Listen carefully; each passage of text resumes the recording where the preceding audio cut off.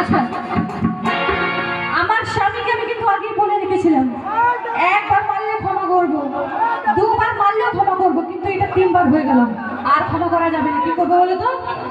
আমি পুলিশকে নালিশ করবো না, পুলিশ কিচ্ছু করে না, তোমাদেরকে নালিশ করবো। হবে তো? তোমরা আমার বিচার করে দেবে তো? দেবে তো? করবে? একটা কাজ করি, আগে পুলিশকে নালিশ করে তারপরে তোমাদেরকে নালিশ করবো। তিনবার